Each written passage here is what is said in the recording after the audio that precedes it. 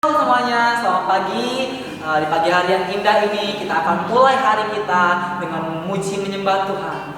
Sebelumnya kita berdoa dulu di dalam nama Tuhan Yesus Kristus. Tuhan, terima kasih Tuhan, pada hari yang indah ini Tuhan, Kau sudah bangunkan kami dengan tubuh yang sehat, tidak kurang satu apapun. Terima kasih Tuhan, pada pagi hari ini Tuhan, Engkau sertai kami sepanjang hari ini, agar hanya Roh-Mu saja yang menyertai kami pada hari ini Tuhan. Tuhan, sebelumnya Tuhan, kami ingin menyembah memuji Engkau pagi hari yang indah ini Tuhan. Tuhan, pimpin acara ibadah kami Tuhan pada pagi hari ini Tuhan, agar hanya kemuliaan-Mu saja yang diterbitkan atas kami Tuhan. Terima kasih Tuhan Yesus, kami ingin memuji Engkau Tuhan, dalam nama Tuhan Yesus Kristus. Haleluya, amin.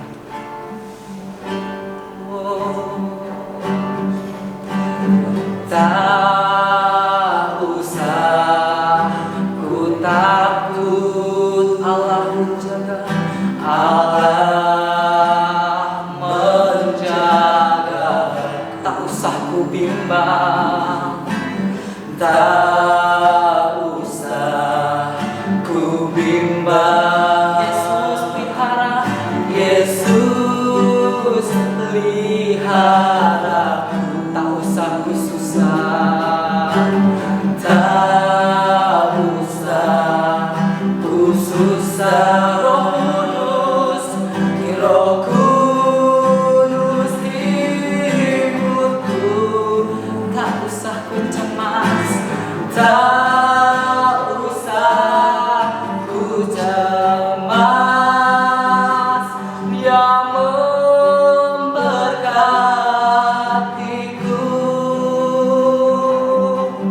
El Shaddai, El Shaddai, Allah Maha Kuasa. Dia besar, Dia besar, Dia besar.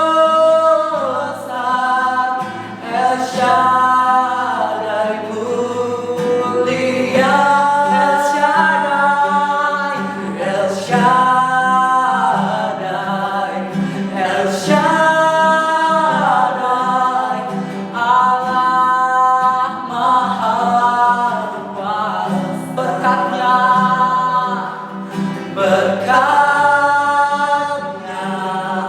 melimpah. El Shaddai. Kita ulangi dari awal.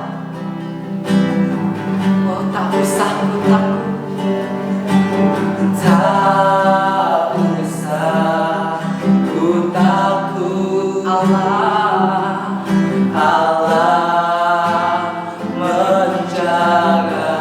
Tak usah ku bimbang, tak usah ku bimbang. Yesus pelihara. Tak usah ku susah, tak usah ku susah. Roh Kudus hiburku. Tak usah ku cemas, tak usah ku cemas.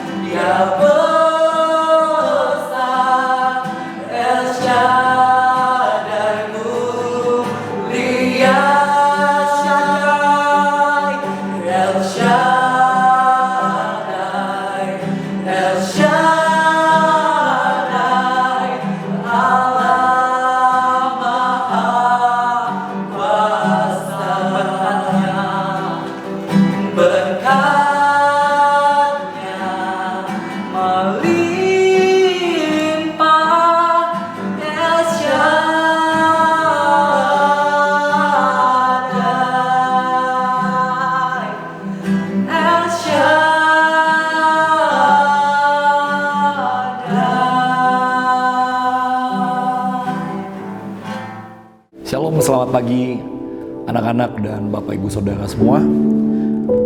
Sebelum pagi ini kita mendengarkan firman, mari kita tundukkan hati kita, kita berdoa. Tuhan, kami bersyukur buat hari ini ada kesempatan baru yang Kau berikan buat kami untuk terus diisi, diperbaharui dengan firman. Tuhan, biar Engkau yang bicara dari hati-Mu Tuhan. Hari-hari ini kami tahu bukan hari-hari yang mudah, tetapi biar Engkau yang mengaruniakan hikmat, mengaruniakan kekuatan dan pengertian untuk kami bisa menjalani hari demi hari. Kami tahu kami ada di akhir-akhir tahun ini Tuhan, dan kami berdoa Tuhan, Engkau Allah yang berjanji bahwa Engkau menyertai kami sampai kepada akhir zaman. Biar penyertaan-Mu, kebenaran-Mu itu yang terus ada di hidup kami.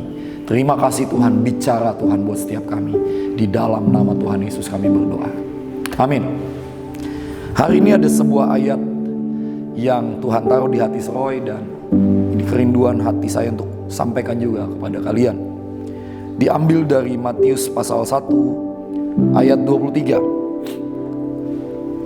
Matius pasal 1 ayat 23. Alkitab berkata, sesungguhnya anak darah itu akan mengandung dan melahirkan seorang anak laki-laki, dan mereka akan menamakan dia Immanuel, yang berarti Allah menyertai kita. Anak-anak, Bapak Ibu Saudara, kalau dengar ayat ini pasti identik dengan suasana Natal. Nah, kita tahu kita ada di bulan menjelang Natal. Bulan depan kita akan ada di bulan terakhir di tahun ini, dan kita sedang ada di masa-masa menjelang Natal. Tapi hari ini saya nggak sedang sampaikan tentang suasana Natal, tapi saya mau sampaikan ada sebuah pengertian yang dalam di balik arti nama Immanuel. Dikatakan bahwa Tuhan menamakan dirinya atau atributnya, salah satunya adalah Immanuel. Immanuel artinya Allah berjalan bersama-sama dengan saudara dan saya. Kita tahu ada sekian bulan kita melewati pandemi, dan pertanyaannya, berapa banyak dari antara kita melewati bulan-bulan ini, tahun ini bersama dengan Tuhan? Apakah Tuhan masih tetap berjalan bersama saya dan saudara? Ini persoalan, karena ada banyak orang, dia hanya berjalan melewati hari demi hari, bulan demi bulan, dan tahun demi tahun, dengan kekuatannya sendiri, dengan apa yang dia mau, dengan apa yang dia inginkan. Tetapi dia gak pernah berjalan dengan Tuhan semestinya. Dan waktu saya berdoa menyampaikan firman Tuhan ini, ada beberapa hal yang saya dan saudara perlu sikapi, terutama anak-anak. Tuhan betul dia disebut Immanuel, tapi dia Tuhan yang perlu tahu dan perlu memastikan waktu dia berjalan bersama dengan kita, tujuan siapa, tujuan model apa yang mau kita capai. Ada banyak orang bilang, ya Tuhan tolong sertai jalan saya, tolong sertai hidup saya, tolong sertai perjalanan saya. Masalahnya perjalanan yang dia jalani, apakah selaras dengan yang Tuhan mau? Seringkali dia berdoa, seringkali dia bertanya dan meminta kepada Tuhan, Tuhan ayo dong tolong kami. Tetapi masalahnya yang dia minta seringkali tidak sama dengan yang Tuhan mau. Itu sebabnya Immanuel hari ini berkata, ayo nak, balik ke tujuanku. Tuhan mau setiap saudara jadi berkat. Tuhan mau setiap saudara jadi kepala, bukan ekor. Tetapi berapa banyak anak-anak Tuhan menikmati jadi ekor. Dia memilih tidak belajar melengkapi dirinya. Dia memilih tidak mengupgrade hidupnya, sehingga Immanuel tidak bisa berjalan atau berbicara banyak dalam hidupmu. Hari ini pertama, pastikan tujuan saudara dan tujuan Tuhan selaras, sehingga dia benar-benar adalah Allah yang menyertai dan memberkati hidupmu. Saya berdoa, memang kita nggak tahu pandemik ini akan sampai kapan berakhir. Tapi saya berdoa, kalau saudara berjalan dengan Tuhan dan biarkan tujuan Tuhan ada dalam hidupmu, maka tidak ada yang tidak mungkin yang bisa kau lewati. Saya berdoa di tengah kondisi seperti ini, mari minta sekali lagi sama Tuhan. Tuhan, biar tujuanmu, kerinduanmu yang menjadi kerinduan saya. Ini tidak mudah, tetapi saudara dan saya bisa minta sama Tuhan. Amin. Yang kedua, Pada saat kita bilang, Tuhan, Engkau Immanuel. Immanuel adalah bicara. Bukan hidup kita yang kita hidupi, tetapi hidup yang Tuhan mau. Agak mirip dengan poin pertama. Tapi ini lebih kepada gini, cara hidupmu dan cara hidup saya, apakah seperti yang Tuhan mau?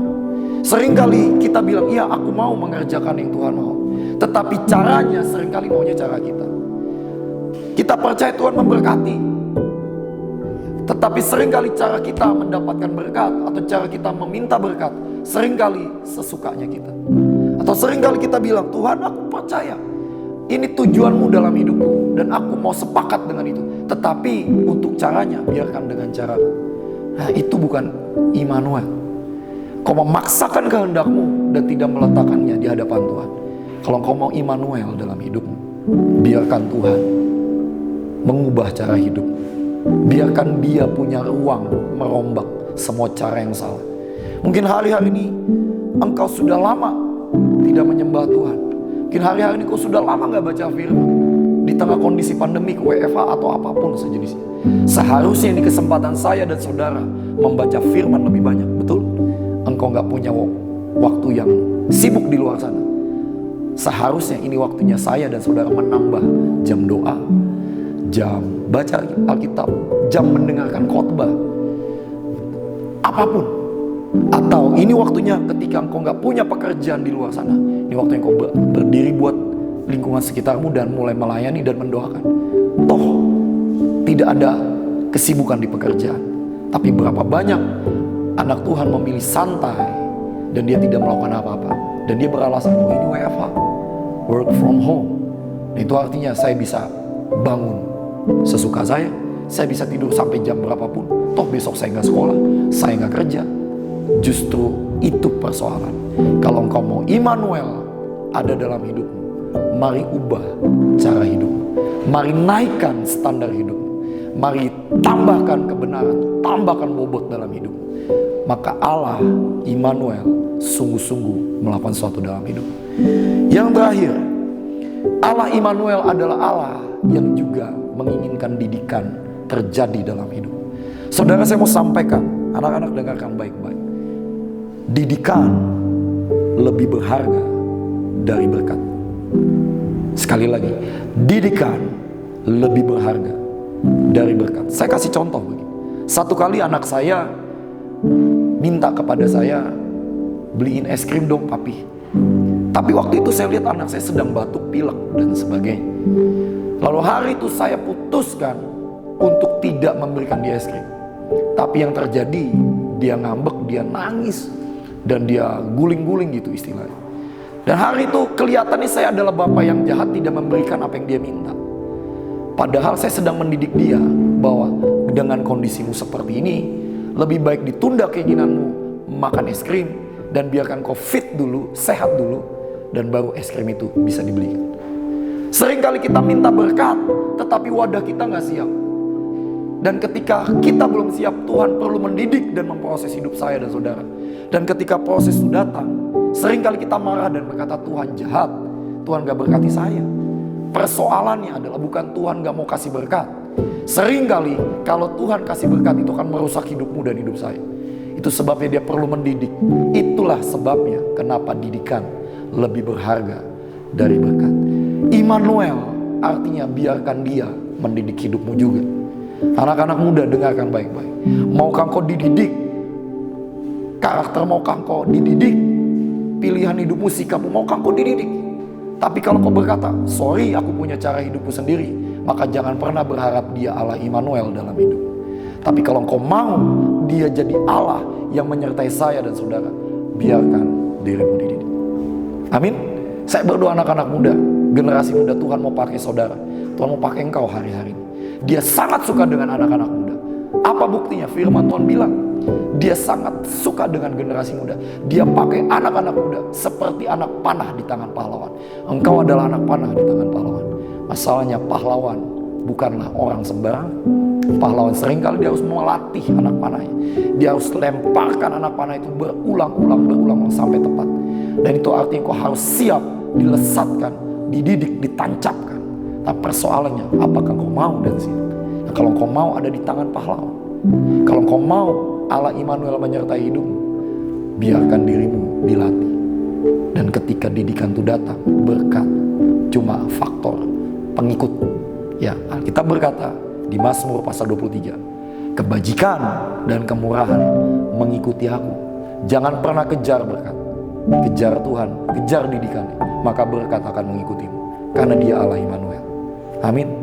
Biar siapapun saudara, anak-anak dengarkan, kalau kau mau Allah Immanuel, sungguh-sungguh Immanuel dalam hidup kita, biarkan Dia punya ruang di hidupmu dan saya. Didikan itu penting sekali.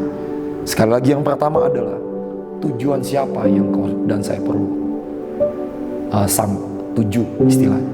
Yang kedua, cara hidup seperti apa yang harus kita lakukan. Dan yang ketiga, biarkan tangannya mendidik saya dan saudara. Biarkan itu jadi berkat buat hari ini. Mari tundukkan kepalamu, mari minta Tuhan, mari minta sama Tuhan. Tuhan, bongkar hatiku hari-hari ini, didik hidupku lebih lagi, supaya aku mengerti arti dari Immanuel. Mari tundukkan hati kita. Tuhan, hamba berdoa biar firman Tuhan yang singkat ini sungguh-sungguh bicara banyak di hidup setiap anak-anak muda. Tuhan, hamba tahu ini masanya mereka. Nah, hamba berdoa biar semakin banyak generasi muda yang memutuskan meletakkan tujuannya, biar jadi tujuan hidupmu, biar jadi tujuanmu saja dalam hidup mereka. Meletakkan cara hidup mereka dan membiarkan Tuhan mengubah cara hidup mereka. Dan meletakkan hidup mereka dalam didikanmu, sehingga mereka mau dan rela ketika Engkau memproses sesulit dan sesakit apapun. Terima kasih Tuhan. Hamba berdoa buat mereka dimanapun berada, cengkram hidup mereka Tuhan. Anak-anak ini dimanapun mereka berada Tuhan. Terima kasih Tuhan. Biar kasih setiamu memagari setiap kami. Di dalam nama Tuhan Yesus kami berdoa dan bersyukur. Amin. Tuhan Yesus memberkati.